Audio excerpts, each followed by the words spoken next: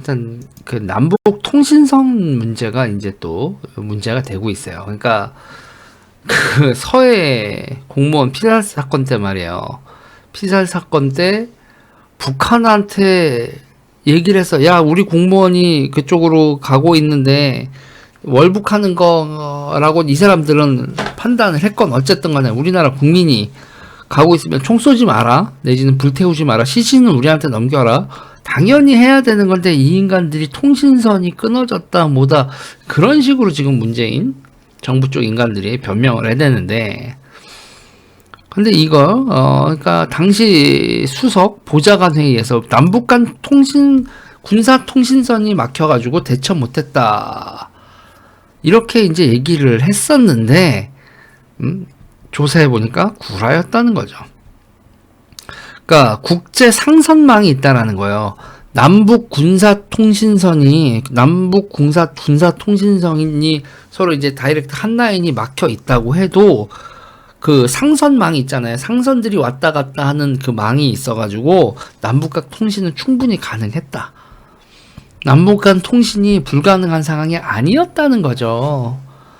그러니까 이게 성의가 없었던 거죠. 군사 통신만 한 라인이 없다고 해도 다른 상선망을 통해서라도 지금 이렇게 사람이 표류하고 있다라는 거에 대해서 통신을 할 수 있었는데 그걸 안 했다는 거죠.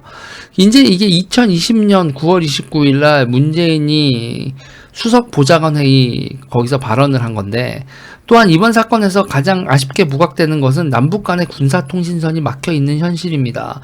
긴급시 남북 간의 군사통신선을 통해 연락과 소통이 이루어져야 우발적인 군사적 충돌이나 도발적인 사고를 막을 수 있고 남북의 국민이나 선박이 해상에 표류할 경우에도 구조 협력을 원활히 할 수 있습니다. 적어도 군사통신선만큼은 우선적으로 복구하여 재가동할 것을 부축해 요청합니다. 이렇게 문재인이 얘기를 했는데 일어나서는 안 될 일이었는데 그때 군사통신선만 있었어도 북쪽하고 얘기를 했을 텐데 아유 그게 안 됐네 이렇게 얘기를 하는 건데 말도 안 되는 얘기를 하지 말라는 얘기죠.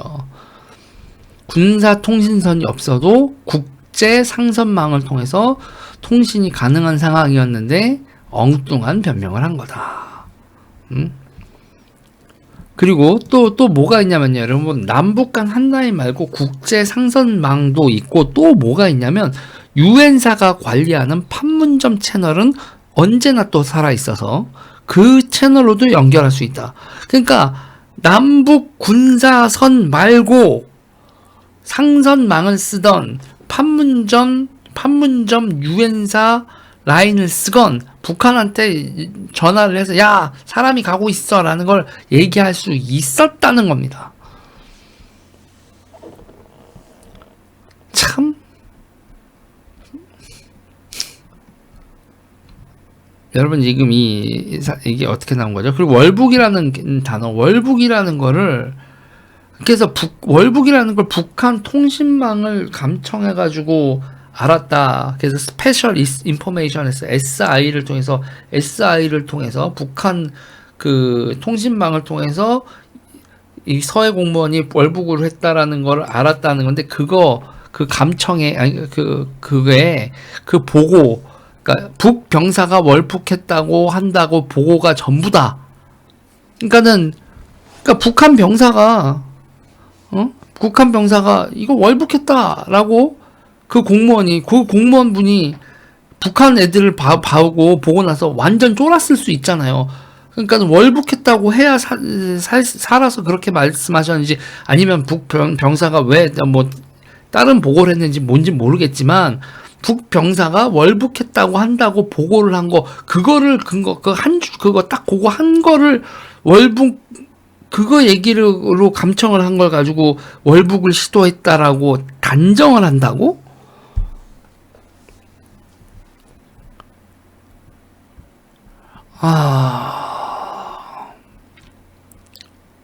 참 어이가 없는 겁니다. 그리고 이 문재인이 말하는 이 남북 군사 당국 간 통신선이 이게 더 황당한 거예요.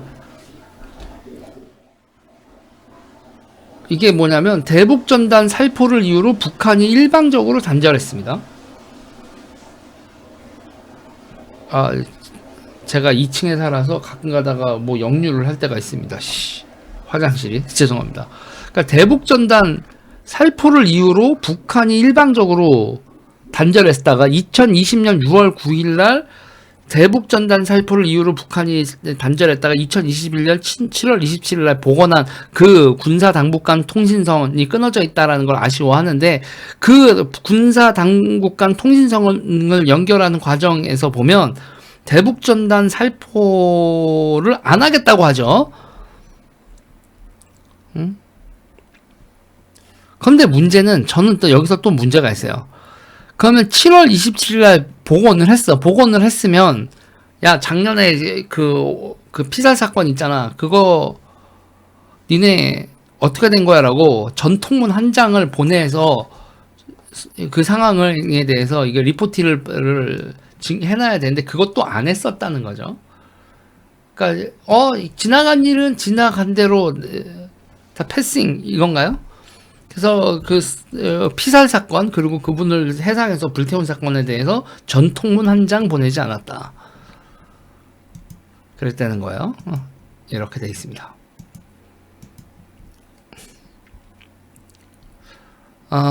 일단은 여러분 지금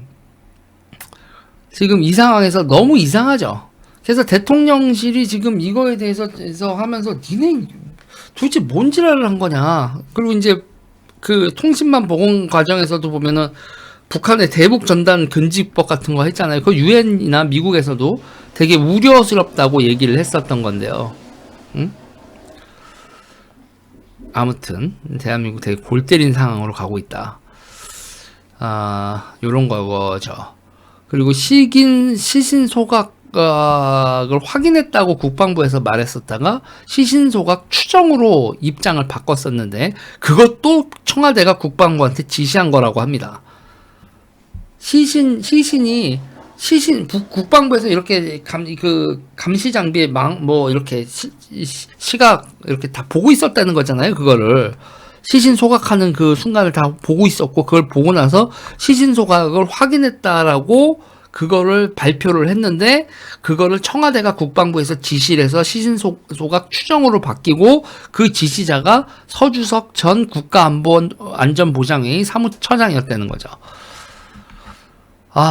그래서 이 서주석님의 또 어떤 분인가 봤더니 서울대 외교학과 졸업하셨고 국방연구원 출신이신데, 참여정부 국가안전보장회의 전략기획실장, 참여정부 대통령 비서실 안보수석 비서관으로 돼서 문재인 정부가 들어서고 국방부 차관, 국가안보실 차장으로 이렇게 영전을 하는데, 일명 자주파로 불린다고 합니다. 자주파.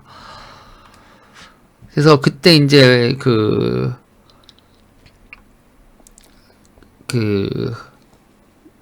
노무현 정부 때부터 이 사람들하고 아삼욕을 먹은 거죠. 그리고 이분은 2017년에 이제 정권 들어서고 난 다음에요, 뭐라고 했냐, 사드 절차를 검증을 하겠다. 2017년 6월 8일 날, 그러니까 정권이 들어서자마자 한 달 되고 나서 사드 절차를 검증하겠다. 서주석 국방차관 이렇게 얘기했었던 이런 분입니다. 그러니까 이렇게 했었던 사람들 히스토리가 나오는 건데, 이랬던 분이에요.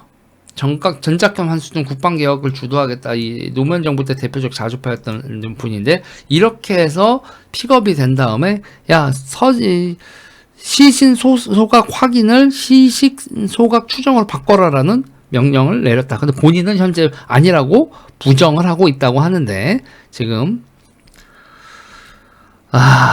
도대체 무슨 일이 벌어졌었던 건지 있잖아요. 그러니까 지금 우리 서해 공무원 피살 사건 관련돼 가지고 도대체 얘네들 통신망서부터 소각까지 이 청와대에서 왜 다 은폐하려고 하는 지시를 문재인 정부 청와대는 왜 내렸었던 건지에 대해서 우리가 좀 낱낱이 좀 조사해야 될 것 같아요. 이건 진짜 여러분, 바다에서 사람을 쏴서 죽인 다음에 불을 태웠다, 그래 놓고서 방역이다, 그거를 떠들어대는 김어준이나 소각한 걸 야, 그 가족들하고 자식들이 살아있는, 유가족들이 있는 그런 사건인데, 그거를 그거를 방역 조치다, 이런 얘기를 한다는 것 자체가, 저는 진짜 이 좌파들이 어느 순간부터 진짜 이성을 상실했다고 봅니다. 일단 요 얘기는 여기까지 할게요, 여러분. 내용이 많죠, 여러분. 내용이 많아서 제가 요새는 되게 짧게 축약을 하는데, 이 영상은 어쩔 수 없이 또 간만에 10분이 넘었네요.